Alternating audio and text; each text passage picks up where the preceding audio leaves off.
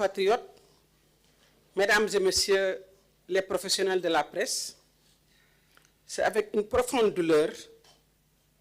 et une immense tristesse que j'ai appris le décès tragique du jeune Abdoulaye Ba, étudiant en deuxième année de médecine, survenu hier 9 février au sein même de l'espace universitaire. Je m'incline respectueusement devant sa mémoire. J'adresse mes condoléances les plus sincères à sa famille, à ses proches, à ses camarades étudiants, ainsi qu'à l'ensemble de la communauté universitaire. Rien ne peut justifier la mort d'un étudiant dans l'enceinte d'une université. Nos campus ne doivent jamais devenir des espaces de violence. Ils doivent rester des sanctuaires du savoir, du respect et de la sécurité de la vie humaine. Dès les premières heures suivant les faits, le parquet de la République a été saisi,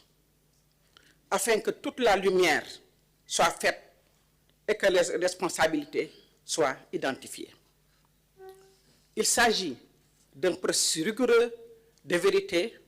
de justice, dont nous rendons compte publiquement à la nation. Je m'engage donc devant le peuple sénégalais à ce que toute la vérité soit établie et que les responsabilités soient situées sans faiblesse et sans protection. Encore une fois, je présente mes condoléances à la famille du défunt. kàddu yu gàtt yooyu rek laa bëggoon wax pour wax ni dañuy tàmbali di ñaanal way guddaalu gi suñu doom Abdoulaye Ba di étudiant nga xam ne moo ñàkk bakkanam démb ñu di ko jaal famille am di ko jaal étudiant yi di ko jaal université di ko jaal Sénégal yëpp muy naqar wu rëy ndax kenn bëggul gis étudiant di ñàkk bakkanam te fi nga xam ne fii ay waajuram dañ ko fa yabal pour mu jàng barabu jàngukaay di université du barabu fitna ak violence barabu jàng la barabu sàkku xam-xam la barabu jàmm la war a doon ndax ñun ñëpp jaar nañ ci te suñu waajur dañu ñaanoon ñi dem fa ba ñu fa génne kon lu tiis la te xam nañ ko loolu moo tax tamit bi ñu jógee loolu rek ñu taxaw ci daldi ni nañu gëstu lan moo xew tàmbali ko ci parquet bi ñu fexe ba ñu xam li xew naka la demee ñu mën xam responsable yi ñan lañu te incha allahu rabbi duñu nëbbal kenn duñu protéger kenn mais dañu fexe ba xale bi xam ci yan condition la génne àddina loolu nag dafa laaj gëstu dafa laaj dëgg dafa laaj tamit ñu fexe ba bu ñu ko xamee ñu ñëw wax ko Sénégalais yi ndax ñun taxaw wax Sénégalais yi dëgg rek moo ñu leen fi tege te loolu la ñu gëm te loolu la ñuy def ñu xam ne nag tey bésu tamit la ñu dalal xel yi ñu dellu ci jàmm ndax jàmm rek ci la yëpp xaj fitna mën na am mais bu ñu demee ba bakkan wadd mu tis ñëpp nag ñu nañu taxaw ñu xoolaat suñu bopp ñu dellu soit ci suñu bopp ñu xool naka la ñuy xoolee ci yan circonstance la xel bi ñàkkee bakkanam ñan ya responsable te duñu jël kenn di ko protéger waaye nag dafa jot ñu dellu soit xel yi tàppe xol yi te incha allahu rabbi dina ñëw fii wax leen ni nii la demee ak lan moo xew ak ñan ñooy responsable ñi ngi koy ñaanal yàlla na ko yàlla xare àjjana yàlla na yàlla may xolu muñ ay waajuram te yàlla na fa mu jëm gënal ko fa mu jóge jërëjëf.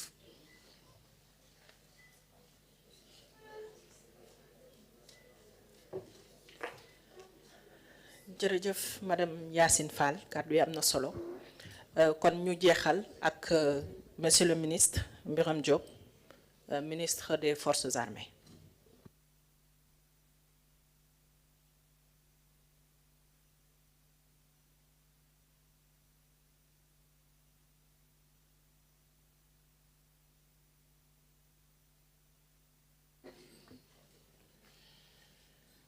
Je voudrais, à la suite de mes collègues ministres, présenter mes sincères condoléances à la famille de notre fils, étudiant Abdoulaye Ba,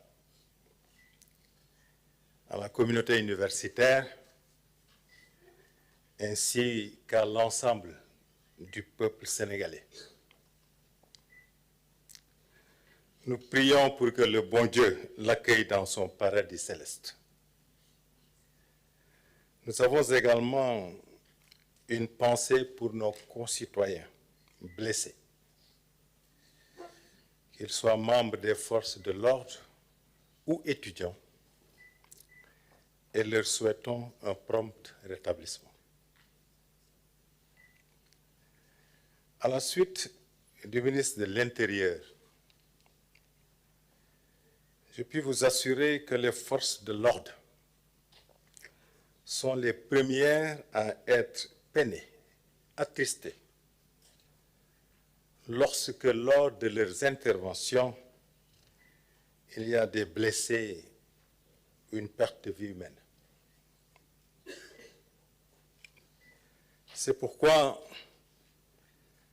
les forces de l'ordre font en permanence tous les efforts nécessaires pour une exécution en toute sécurité et avec l'humanité requise des missions qui leur sont confiées. Et c'est pour cette raison que les autorités de la République, au nom de l'ensemble du peuple sénégalais, les félicitent et les remercie pour leur service rendu à la nation. Ces autorités les encouragent également à poursuivre leurs efforts dans la voie de l'excellence. Toutefois, l'État du Sénégal, qui continuera bien entendu à les accompagner, veillera à ce qu'elles continuent d'agir avec professionnalisme, responsabilité, en respectant le principe de proportionnalité et en respectant les droits, tous les droits de nos concitoyens. S'agissant de la situation qui prévaut dans nos universités en général, et à l'université Cheikh Anta Diop de Dakar en particulier, il faut avouer, comme l'a dit le ministre de l'Enseignement supérieur, qu'il y a un nombre important de défis à relever. Pour relever ces défis, il n'y a pas d'autre voie que de créer les conditions d'une concertation franche, sincère, constructive et respectueuse. Il est important donc que toutes les parties prenantes s'écoutent et se parlent, en mettant toujours en avant l'intérêt supérieur du Sénégal. Notre pays a toujours été connu pour être un pays de concertation, un pays de dialogue, un pays de solidarité. Il doit le demeurer, car c'est cela qui lui a toujours valu et qui lui a toujours garanti la stabilité et la paix qui ont jusque-là fait la fierté de ses citoyens et préservé sa belle image et sa réputation au plan international. Je souhaiterais conclure en rappelant à chacun d'entre nous que le Sénégal est une famille au sein de laquelle les membres, malgré leurs différences, malgré leur antagonisme, ont toujours su faire preuve de dépassement pour continuer à vivre en toute harmonie. Nous avons hérité cela de nos grands-parents et de nos parents. Préservons cette famille et transmettons-la dans de bonnes conditions à nos enfants et aux générations futures. Cette responsabilité nous incombe à nous tous, jeunes, moins jeunes, hommes, femmes, étudiants, professeurs, membres des forces de défense et de sécurité, bref, à tous les Sénégalais sans exception. Je vous remercie. dama bëggoon bi ñi ma jiitu fii jëlee kàddu gi ba pare jaale famille bi nga xam ni foofu la suñu doom di étudiant bi tudd Abdoulaye Ba te yàlla moom ko jaale ko aussi képp koo xam ne mu ngi liggéey ci université Sénégal yépp di ko jaale waa réew mi yépp aussi ndax seen doom la seen sët la aussi ñu ngi ñaan suñu borom mu bal koy bàkkaaram ba pare teeru ko ci àjjanaam taxawu aussi njaboot gi nga xam ni moo ko meññ suñu xel mu ngi dem aussi ci suñu mbokk yi nga xam ni yàlla dafa def ñu am ay gaañu-gaañu ci événement yi xew muy suñu mbokk étudiant wala suñu mbokk boo xam ni takk der la di leen ñaanal yàlla may leen wér ci lu gaaw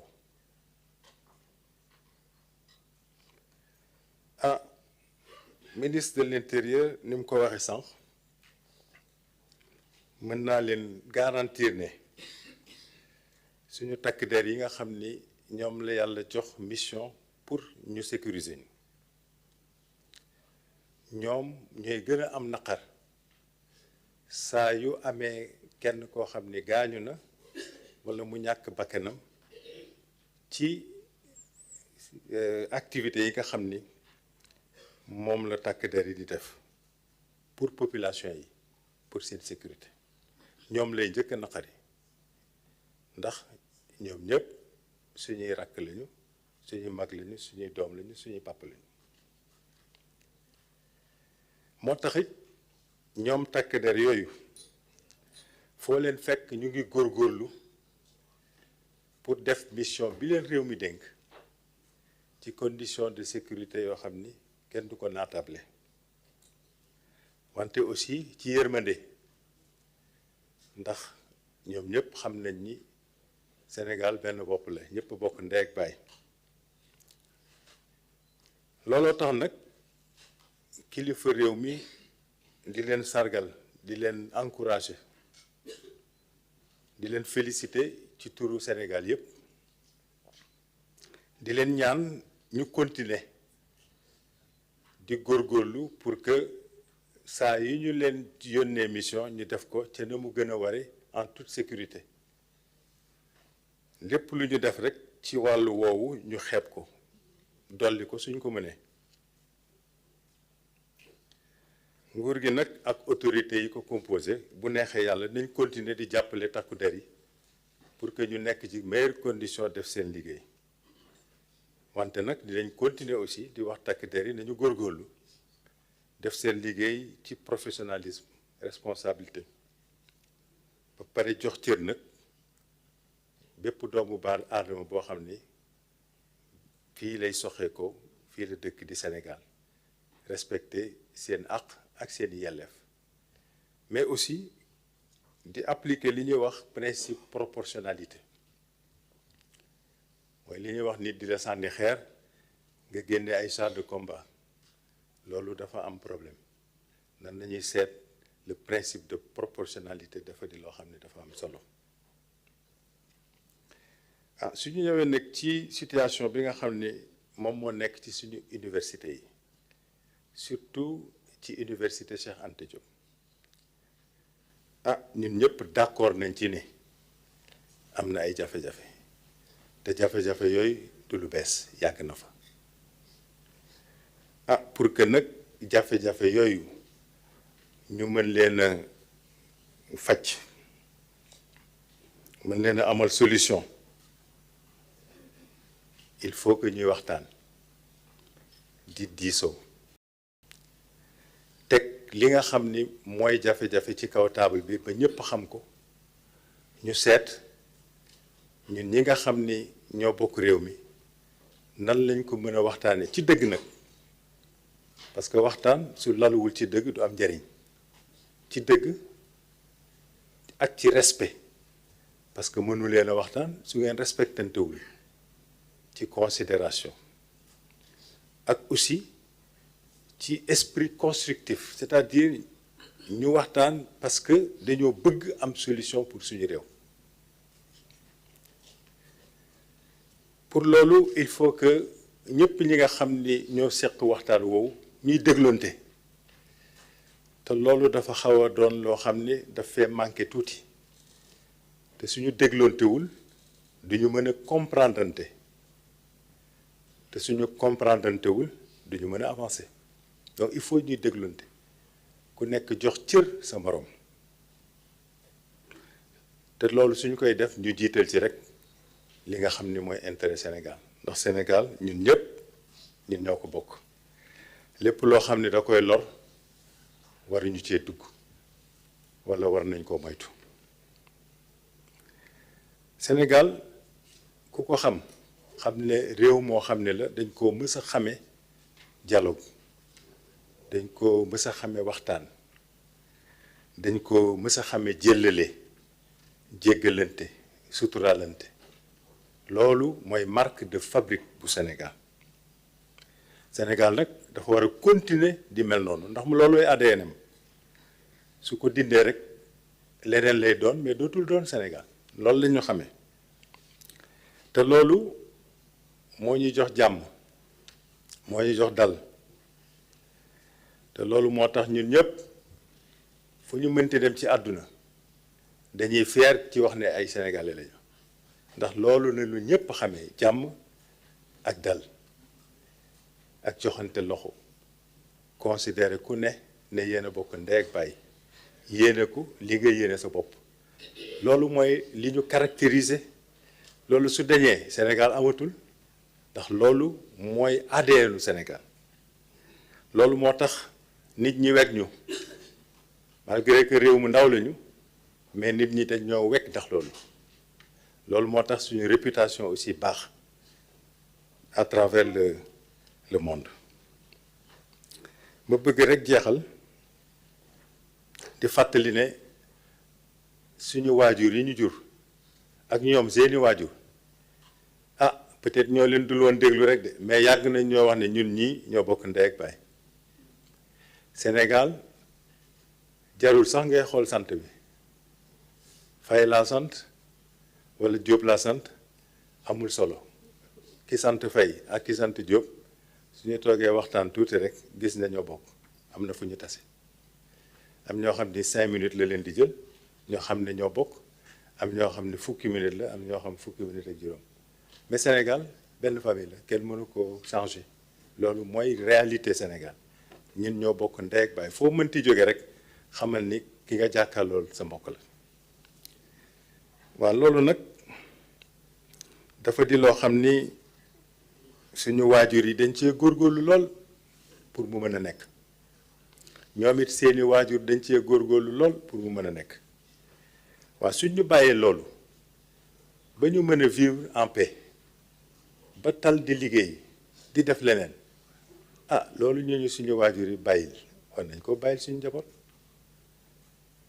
bàyyil ko génération yi ñëw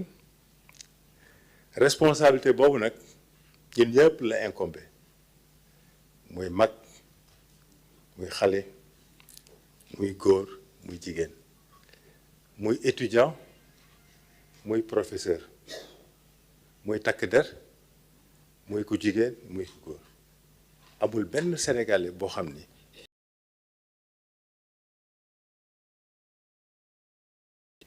nit ñi mënuñoo d'accord ci lépp wante mën nañoo fexe ba même suñu d'accordul ci lépp ñu créer les conditions d'une vie harmonieuse, d'une vie pacifiée. ñu xam ne Sénégal benn bopp la kenn mënu koo xar ñaar yal na yàlla def jàmm ci réew mi ñun ñëpp nañu joxante loxo góorgóorlu pour que Sénégal nekk réewu jàmm jox ko suñu ay doom dans les meilleures conditions bala yàlla suñu borom di décider li nga xam ni moom la bëgg décider ci ñun ñi maa ngi leen di sant di leen gërëm merci.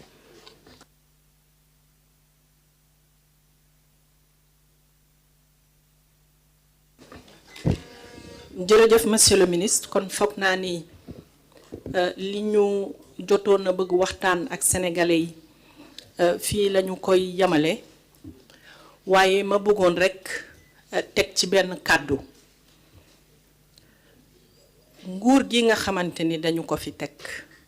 ñi fi ne dañoo jaar fu metti